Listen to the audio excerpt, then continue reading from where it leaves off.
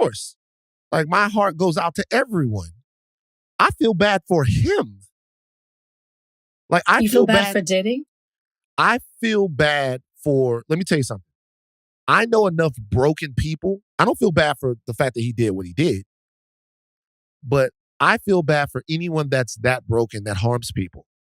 I feel bad for anybody that can't see themselves and can't see the harm that they're doing for someone.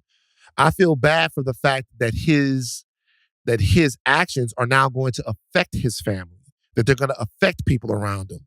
There's nobody to feel good for in the situation.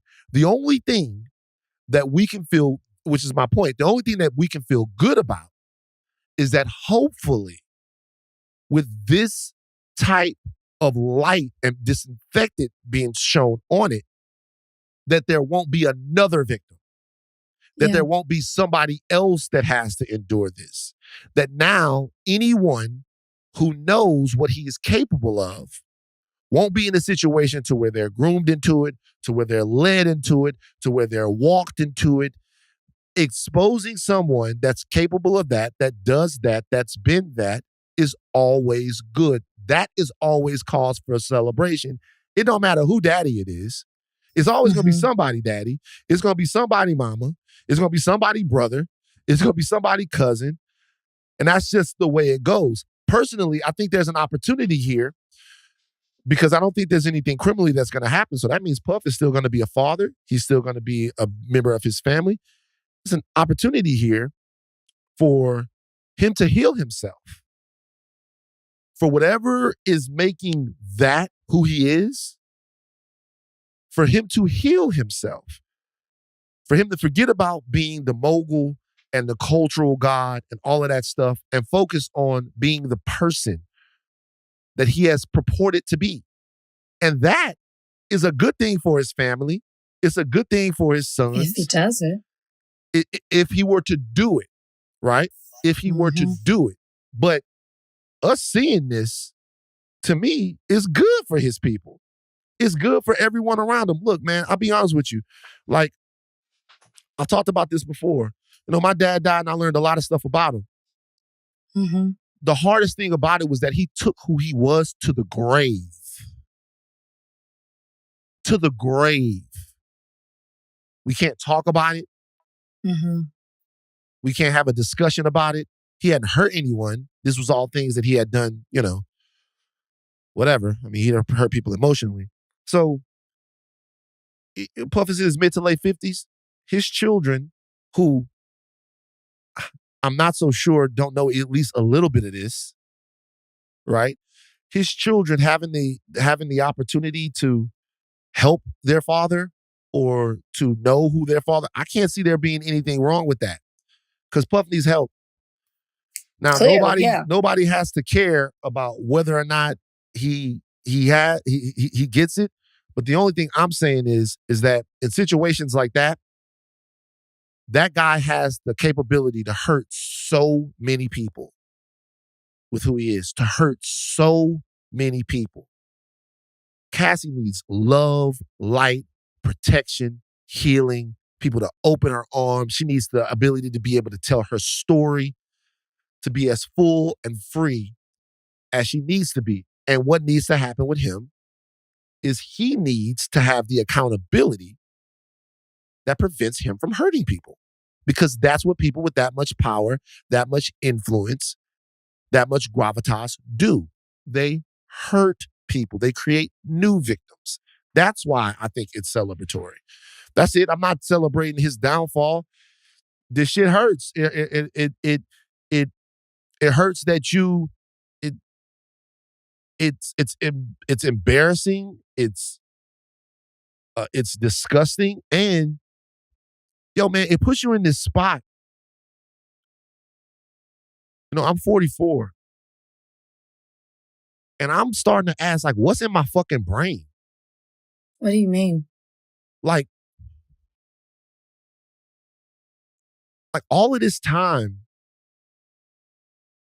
that we've spent collectively looking up to, propping up, putting these guys on the pedestal, and then in the last 10 to 15 years, watching them fall like this. Yeah, it's like learning who they are. Like, what's in my fucking brain? Like, what parts of this have been? What part of that video is in me? What's been incepted inside of me? okay. But you're not them. And No, the no, no, thing no, is, no, no, no. I'm not. But they were worth being worshipped, and the music and all of the stuff that came out. I'm like, who are we? Like, who are, like, what, like, who are we? if Is you're the talking question? about the if you're talking about the fact that we worship people that we don't know who they are personally, it's more like we worship the persona. Yeah, that's problematic. People will always let you down. People who are not famous will let you down. People suck. We see that every single day in our regular lives or whether it's some type of public figure. But to say what's inside of our brains, it's like when you talk about what a Diddy meant to you in the 90s, you're not stepping into like, he's this beautiful person. That's not really how people talk about him. Yeah, you might say like he gives money to certain causes or stuff like that. Like he, encouraged people to vote and got people politically aware. Yeah, those are some positives, but it doesn't really speak to who he is as a person. So when I think about, oh, I idolize a Michael Jackson, or, oh, I loved, Sam Cooke or whatever it is, I'm not really speaking to who they are in their private life. And maybe we should, it's a different conversation, but then how do you really know somebody? I'm more so speaking to what they represent, their talent, what they contribute, those arts that they give to the world and how they've contributed in that sense. So when you say like, what's inside our brains? Who are we? I don't connect myself with, should maybe we stop idolizing these people because they will eventually let you down? Sure. But I don't look at it as like a character flaw that I might be into somebody who I admire for what they contribute, their artistry or what their artistry contributes to the world, if that makes sense. Yeah, I think you're missing me a little bit. So what I'm saying is, so if experiences and worldviews and things like that are born out in this music, right? And in this lifestyle or in like what's sold to you, and you jam to it, you put it in your head. You know how many rap lyrics say, "Hey, I'll bat a bitch, beat a bitch if she," you know how many rap lyrics say that? You know how many you listen to it and you don't ever stop, or at least I never did, stop to think, yo, does he mean that? And not even if he doesn't mean it, why is that shy to say? You know, like that's the question. It's like it's not. And so when I'm saying what's in my brain, I'm not talking about like, I don't really like know these guys like that. So it's not that. I'm like, what has been incepted into me coming from people who clearly seem to, like, what's inside of my head? Like, if I'm watching Star Wars, right? Well, if I'm watching Star Wars, you could argue that what's being put inside of my head is that, there's something good in standing up against a repressive, fascist empire and finding your roots and finding your dad. Like you're watching a fable about it, but maybe it's in your side of your head. And if I'm watching Do the Right Thing, right, maybe what's being incepted inside of me is, hey, at a certain point, you have to stand your ground and you have to demand that they put pictures on the wall. If you're watching. So when I'm saying what's in my head, I'm saying the architects of the culture. I'm not putting it all on Puff because there are plenty of other guys we talk, but the architects of the culture that I have spent so much time, devoted so much time to, like what the fuck is inside my brain? Like what, you know what I'm saying? It's like it's Bell Hooks wasn't making these songs. Like what you're internalizing. Yes, you know what I mean? And yes, so I do.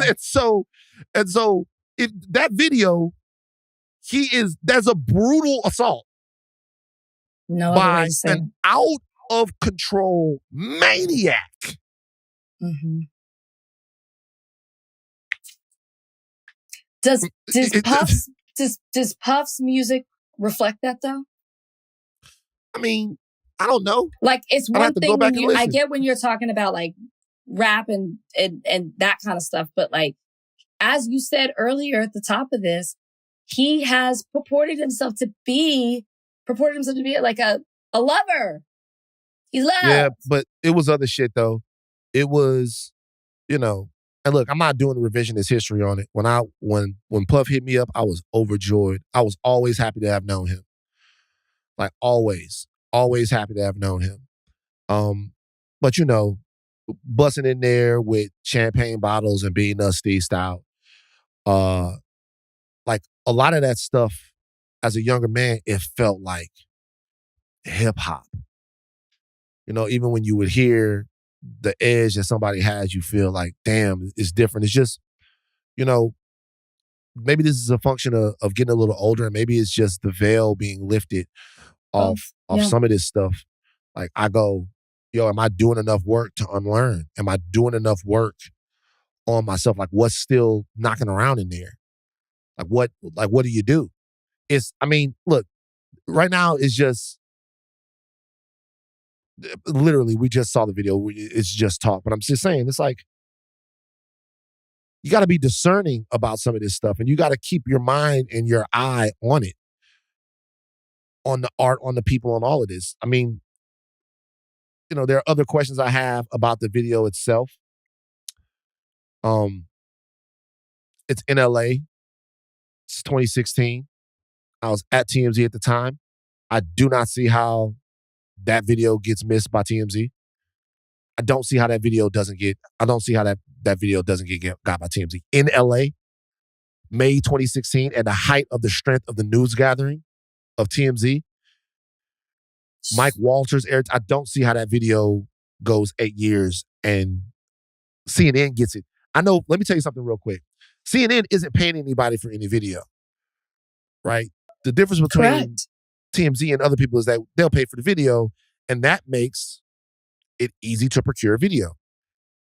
That video was got from CNN, unless I'm wrong, and they do buy video now, by old-fashioned elbow grease journalism. And I'm wondering how they got it and it doesn't end up at the office. Maybe it did. Maybe it did. Last thing I'll say about would it be the first time that something happened and then it didn't happen? I'm sure y'all got stuff before and y'all never did anything with it. The Justin Bieber N-word video. So I'll say this. This is clear. You're going to get to see who everybody is. There's no room to be made. There's no space. Everything that Cassie said in that lawsuit happened. There's no space to be made. There's no other side of it. That is what it is. Now, there is abuse that happens physically. There's abuse that happens verbally, psychologically, but then there's also rhetorical abuse. And that's providing cover for abusers. You provide cover for abusers rhetorically by pretending you didn't see what you just saw. Mm-hmm. Mm-hmm. And also making space for people who do things like we just saw. We haven't heard from Puff. We don't know what's going on with him. Maybe he'll say, I've been doing work on myself since this, and blah, blah, blah, blah. Who knows? But what's on that video is clear. And anyone who chooses to soft pedal it, anyone who chooses to look the other way, anyone who chooses to dismiss what they see is making a clear choice